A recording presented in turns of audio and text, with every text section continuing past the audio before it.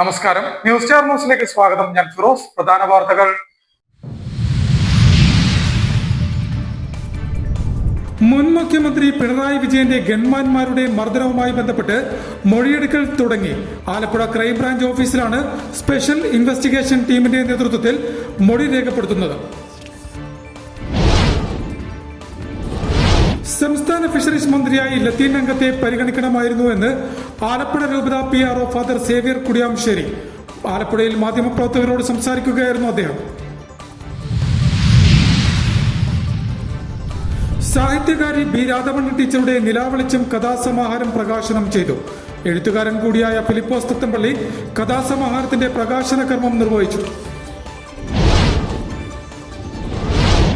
Mobile phone engineers and traders association Alappuzha ജില്ലാ convention May 23 ശനിയാഴ്ച നടക്കുമെന്ന് ഭാരവാഹികൾ പറഞ്ഞു.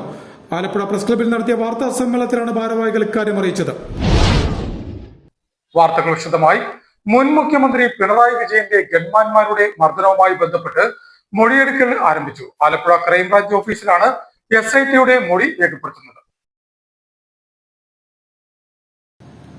KSU യൂത്ത് കോൺഗ്രസ് പ്രവർത്തകർക്ക് നേരെ ഗൺമാന്മാർ നടത്തിയ ക്രൂര ആക്രമണം പകർത്തിയ മാധ്യമപ്രവർത്തകൻ ജോജി ജോസഫിനെയാണ് പ്രത്യേക അന്വേഷണ സംഘം ആലപ്പുഴ ക്രൈംബ്രാഞ്ച് ഓഫീസിൽ തെളിവെടുപ്പിനായി വിളിപ്പിച്ചത്. വെള്ളിയാഴ്ച രാവിലെ 11 മണിയോടെയായിരുന്നു തെളിവെടുപ്പ് ആരംഭിച്ചത്. 1.5 മണിക്കൂർ നീണ്ട തെളിവെടുപ്പിന് ശേഷം പുറത്തുവന്ന ജോജി ജോസഫ് മാധ്യമപ്രവർത്തകരോടും തെളിവെടുപ്പിനെ പറ്റി വിശദീകരിച്ചു. മർദ്ദനവുമായി ബന്ധപ്പെട്ട ചോദ്യങ്ങൾക്ക് വ്യക്തവും കൃത്യവുമായ മറുപടി നൽകിയെന്നും KSU യൂത്ത് കോൺഗ്രസ് പ്രവർത്തകരടക്കം മർദ്ദിച്ചവരെ സംബന്ധിച്ച് വ്യക്തമായ വിവരങ്ങൾ SITക്ക് മുൻപാകെ ബോധിപ്പിച്ചതായും ജോജി ജോസഫ് പറഞ്ഞു. അത് ഞാൻ നേരത്തെ കൊടുത്ത ആ മൊബൈൽ ഫോറൻസിക് പരിശോധനയ്ക്ക് പോയിട്ട് തിരിച്ചു വന്നു. അപ്പോൾ തിരിച്ചു വന്നപ്പോൾ ആ വിഷ്വൽസ് എല്ലാം എന്നെ കാണിച്ചു. അപ്പം നമ്മളെടുത്ത വിഷ്വൽസ് തന്നെയാണ് നമ്മൾ കൺഫേം ചെയ്തത്. പിന്നെ നമ്മളെ വിഷ്വൽസ് കാണിച്ചുകൊണ്ട് നമ്മളെ കുറച്ച് ചോദ്യങ്ങളും കാര്യങ്ങളൊക്കെ ചോദിച്ചിരുന്നു. അതായത് ഇന്നാളെ അറിയും ഇങ്ങനെ ഓരോരോ ചോദ്യങ്ങളൊക്കെ ചോദിച്ചിരുന്നു. അപ്പോൾ നമ്മളെ അറിയാവുന്നവരൊക്കെ അറിയാവുന്ന, പിന്നെ ഗൺമാന്മാരെ അറിയാവുന്നത് അത് കൺഫേം ചെയ്യാൻ വേണ്ടി. പിന്നെ മൊഴിയെടുപ്പിൻ്റെ ഒരു അന്നത്തെ സംഭവങ്ങൾ ഫുള്ള് നമ്മളെ കൊണ്ട് പിന്നെ ഒന്നുകൂടെ പറയിപ്പിച്ചു. അത് രണ്ടാമത് പിന്നെ ഒന്നുകൂടെ എഴുതി അടിച്ചു അവർ നോട്ട് ചെയ്തു. എന്നിട്ട് പിന്നെ കുറേ കാര്യങ്ങൾ ഡീറ്റെയിൽസായിട്ട് ആ വിഷ്വലിൽ നമ്മളെടുത്ത വിഷ്വൽസിൻ്റെ കുറേ ഡീറ്റെയിൽസായിട്ട് നമ്മളൊക്കെ ഇങ്ങനെ ചോദിച്ചു. ഓരോരോ കാര്യങ്ങൾ ആധികാരികൾ ചോദിച്ചു. പിന്നെ ആരൊക്കെ ഉണ്ടായിരുന്നു, പിന്നെ വേറെ ചാനലുകാരുണ്ടായിരുന്നു, അങ്ങനെയുള്ള കുറേ കാര്യങ്ങൾ. അപ്പോൾ നമ്മളതിൻ്റെ ചോദിച്ചതിനൊക്കെ കൃത്യമായിട്ടുള്ള മറുപടി തെളിവായിട്ട് പരിശോധനാ ഫലം കഴിഞ്ഞാൽ തിരിച്ചു അത് വന്നു. അപ്പോൾ അതൊന്ന് കൺഫേം ചെയ്യിക്കായിരുന്നു. ഇത് തന്നെയാണോ? കിട്ടി. അതാ എന്നെ കാണിച്ചത്. അല്ല, ആ വിഷ്വൽ നിങ്ങളുടെ തന്നെയാണോ? ഇത് തന്നെ, ഈ വിഷ്വൽസ് നിങ്ങൾ തന്നെ ഒന്നുകൂടെ നമ്മൾ ക്ലാരിറ്റി വരുത്താൻ വേണ്ടി അതൊന്ന് ചെയ്യായിരുന്നു. പിന്നെ അന്നത്തെ സംഭവം, അന്നത്തെ ആ സാഹചര്യങ്ങൾ മൊത്തം നമ്മൾ ചോദിച്ചറിഞ്ഞവർ കൃത്യമായിട്ട് ചോദിച്ചറിഞ്ഞു. SIT രൂപീകരിച്ച 4 ദിവസന്മാർ അവരെല്ലാവരും മുന്നിൽ വെച്ചാൽ നമ്മളെ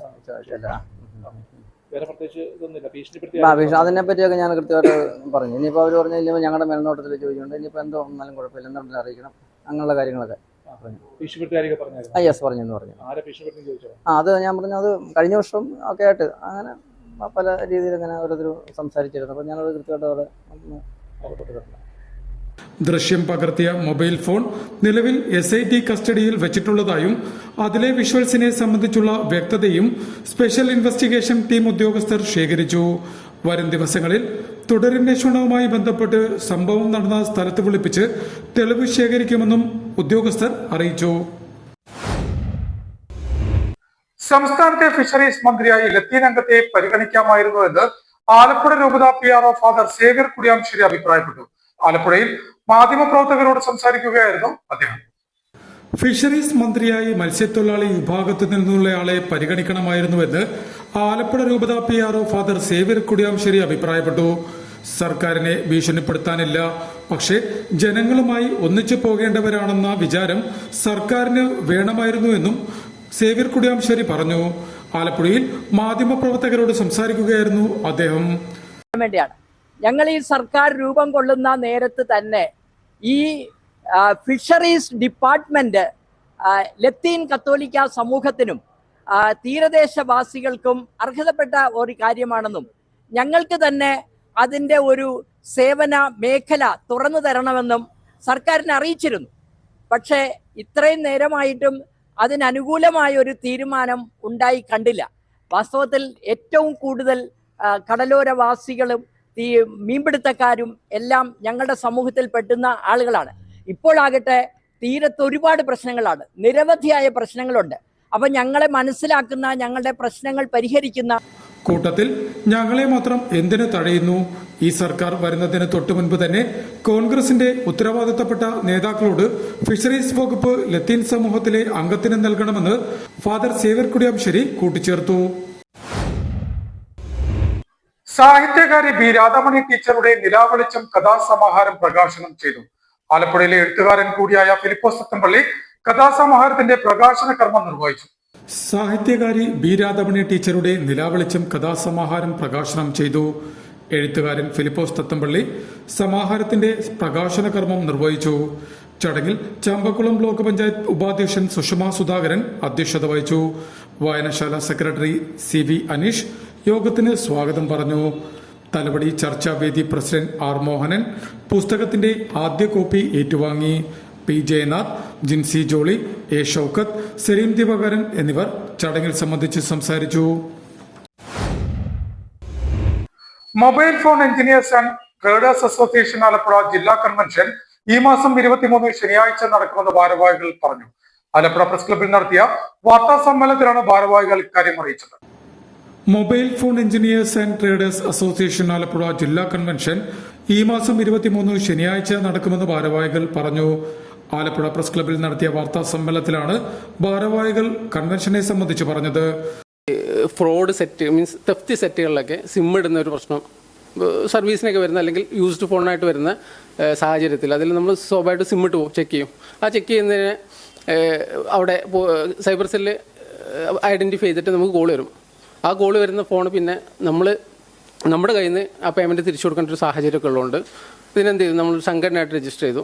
അതുമായിട്ട് ബന്ധപ്പെട്ടാണ് നമ്മൾ 23-ാം തീയതി ഒരു കൺവെൻഷൻ വെച്ചിട്ടുള്ളത്. അതിൽ പ്രധാന അജണ്ട ഇതാണ്, നമ്മുടെ ഡിജിറ്റൽ ഡോക്യുമെൻറ്റേഷൻ എന്ന് പറയുന്നത്. അപ്പം ഒരു മൊബൈൽ ഫോണ് യൂസ്ഡ് ഫോണായിട്ട് കൊണ്ടുവരുന്നെങ്കിൽ ആ ഫോണ് ഡിജിറ്റലി അതിൻ്റെ പ്രൂഫ് എന്ത് ചെയ്യാം, കളക്ട് ചെയ്തിട്ട് വെരിഫൈ ചെയ്തതിന് ശേഷം മാത്രം കസ്റ്റമർക്ക് പേയ്മെൻറ്റ് കൊടുക്കാന്നുള്ള സംവിധാനം. അത് കേരള പോലീസും കൂടെ നമുക്ക് എന്ത് ചെയ്യുന്നുണ്ട്, അസോസിയേറ്റ് ചെയ്തിട്ടാണ് ഈ ഒരു ജനലാശുപത്രി ജംഗ്ഷന് സമീപം ജെൻഡർ പാർക്ക് ഹാളിൽ സംഘടിപ്പിക്കുന്ന ജില്ലാ കൺവെൻഷൻ ജില്ലാ പോലീസ് മേധാവി MP മോഹനചന്ദ്രൻ ഉദ്ഘാടനം ചെയ്യും.